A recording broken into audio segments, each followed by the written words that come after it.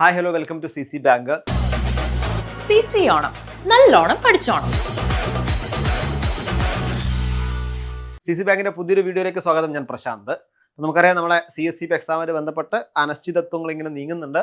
അത് ഉടൻ തന്നെ പരിഹരിച്ച് മുന്നോട്ട് പോകുന്നു പ്രതീക്ഷിക്കാം. എന്ന് വിചാരിച്ച് നമ്മളെ പഠനം നമ്മൾ നിർത്തേണ്ട ആവശ്യമേ ഇല്ല. നമ്മളിപ്പോഴും എന്ത് ചെയ്യുക, പഠനം മുന്നോട്ട് കൊണ്ടുപോവുക.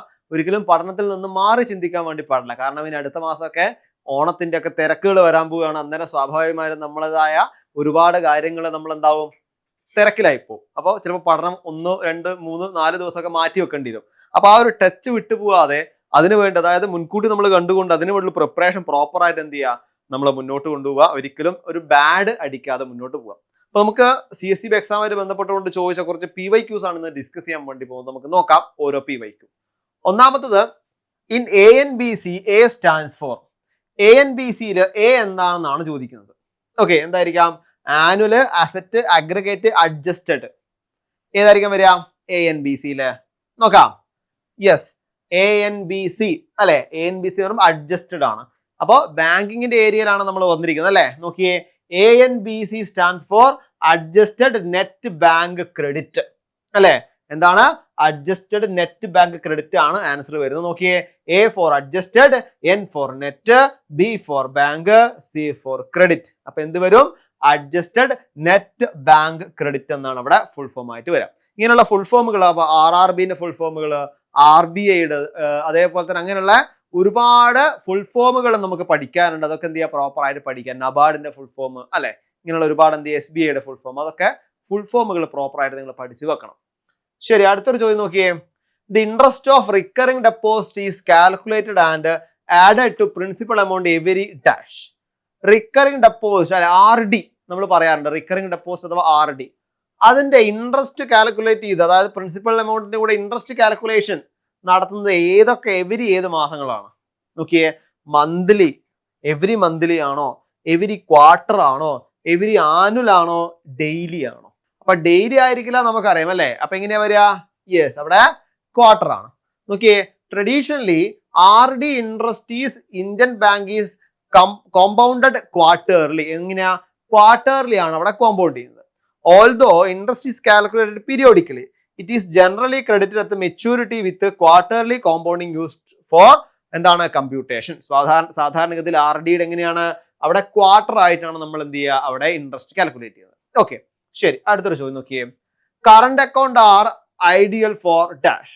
കറണ്ട് അക്കൗണ്ട് എന്നുള്ളത് സാധാരണഗതിയിൽ ആരാണ് കൂടുതലായിട്ട് ഉപയോഗിക്കുന്നത്? ഉപഭോക്താക്കൾ ആരാണ്? സ്റ്റുഡൻസ് ഉണ്ട്, ഫാമേഴ്സ് ഉണ്ട്, ഓൺടർപ്രണേഴ്സ് ഉണ്ട്, പെൻഷനേഴ്സ് ഉണ്ട്. അവിടെ കറണ്ട് അക്കൗണ്ട് എന്നുള്ളത് തന്നെ അവിടെ ആർക്ക് വേണ്ടിയിട്ടാണ്? നമ്മളെ ബിസിനസ്മാൻമാർക്ക്, പോലെ ഓൺടർപ്രണേഴ്സിന് വേണ്ടിയിട്ടാണ് അല്ലെ കൂടുതൽ. അതായത് അക്കൗണ്ടിൽ ഉള്ളതിനേക്കാൾ കൂടുതൽ നമുക്ക് എന്ത് ചെയ്യാൻ വേണ്ടി പറ്റും? നമുക്ക് റിട്ടേൺ ആയിട്ട്, നമുക്ക് ഡെപ്പോസിറ്റ് അല്ല, നമുക്ക് റിട്ടേൺ ആയിട്ട് വിഡ്രോവൽ ചെയ്യാൻ വേണ്ടി പറ്റും. അതുകൊണ്ട് തന്നെ സാധാരണഗതിയിൽ ഓൺടർപ്രണേഴ്സ് ആണ് എന്ത് ഉപയോഗിക്കുക? കറണ്ട് അക്കൗണ്ട് ഉപയോഗിക്കുക. കറണ്ട് അക്കൗണ്ട് അങ്ങനെ ഒരുപാട് വ്യത്യാസങ്ങൾ അല്ലെ പ്രത്യേകതകളുണ്ട്. ഒരാൾക്ക് പെട്ടെന്ന് പോയ കറണ്ട് അക്കൗണ്ട് കൊടുക്കുന്നില്ല. അത് ബാങ്കിന് അത്രയും വിശ്വസനായിട്ടുള്ള ആൾക്കാർക്ക് മാത്രമേ കൊടുക്കാറുള്ളൂ അല്ലെ. Okay, a current account is designated for businessman, traders, companies and entrepreneurs who need to make frequent transaction. Frequent transaction നടത്തുന്നവർക്ക് വേണ്ടിയിട്ട് മാത്രമാണ് എന്ത് ഉപയോഗിക്കുക? കറണ്ട് അക്കൗണ്ട് ഉപയോഗിക്കാം. It usually offer unlimited deposit and withdrawals but generally does not pay interest. അവിടെ എന്ത് ചെയ്യും? Unlimited ഡെപ്പോസിറ്റും withdrawals അവിടെ ഉണ്ട്, കൂടാതെ അവിടെ ഇൻട്രസ്റ്റ് അവിടെ കൊടുക്കുന്നതല്ല. അപ്പോൾ കറണ്ട് അക്കൗണ്ട് സാധാരണഗതിയിൽ ബിസിനസ്മാന്, കമ്പനീസ്, ഓൺടർപ്രണേഴ്സ് ഒക്കെയാണ് യൂസ് ചെയ്യാറുള്ളത്. ഓക്കെ, അടുത്തൊരു ചോദ്യം നോക്കിയേ. among the following select a public sector bank in India. താഴെ പറയുന്ന ഒരു പബ്ലിക് സെക്ടർ ബാങ്ക് കണ്ടെത്താണ് പറയുന്നത്.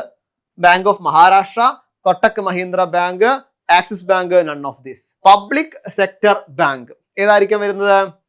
ബാങ്ക് ഓഫ് മഹാരാഷ്ട്ര അല്ലെ. ഇതില് ബാങ്ക് ഓഫ് മഹാരാഷ്ട്ര മാത്രമാണ് അവിടെ പബ്ലിക് സെക്ടർ ബാങ്ക് ആയിട്ട് പറയാം അല്ലെ. Owned by the government of India. Government of India ആണ് ഓൺ ചെയ്തിരിക്കുന്നത്. ബാക്കി കൊട്ടക് മഹീന്ദ്ര ബാങ്കും ആക്സിസ് ബാങ്കും ഒക്കെ എന്താണ്? പ്രൈവറ്റ് സെക്ടർ ബാങ്ക്സ് ആണ് അല്ലെ. അതൊക്കെ പ്രൈവറ്റ് സെക്ടേഴ്സ് ബാങ്ക്സ് ആണ്. ഓക്കെ, അടുത്ത ചോദ്യം നോക്കൂ. Dash developed national automatic clearing house to consolidate the multiple electronic clearance system. Multiple electronic clearance system consolidate ചെയ്ത് ആരാണ് ഡെവലപ്പ് ചെയ്തതാണ് ചോദിക്കുന്നത്. നോക്കിയേ, NPCL, SEBI, IDBI, none of this. ആരായിരിക്കാം? NPCL അല്ലെ. NPCL എന്താണ്? National payment corporation of India NPCL.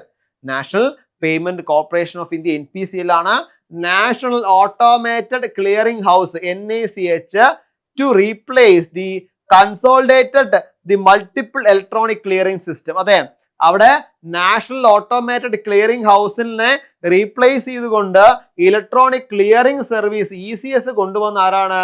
National payment corporation of India ആണ്. എന്തിനു വേണ്ടിയിട്ട്?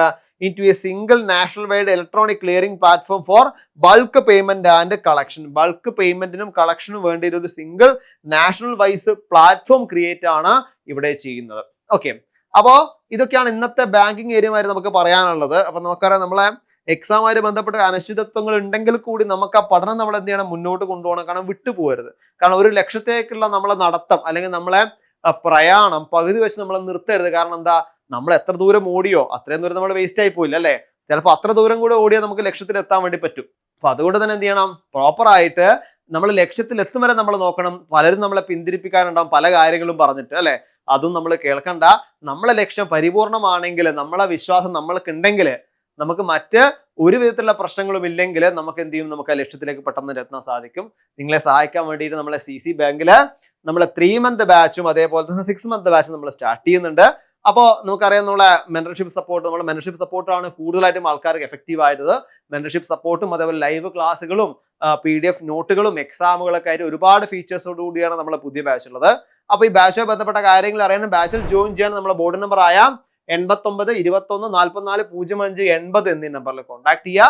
ഓക്കെ, അപ്പോൾ വരാനിരിക്കുന്ന സമയത്ത് കൂടുതൽ ബാങ്കിങ് ആയിട്ടും അതേപോലെ തന്നെ മറ്റ് ഓരോ ഏരിയ എന്നുള്ള ചോദ്യങ്ങളായിട്ട് വീണ്ടും കാണാം. ഇപ്പൊ നിർത്തുന്നു. Thank you so much. CC ഓണം, നല്ലോണം പഠിച്ചോണം.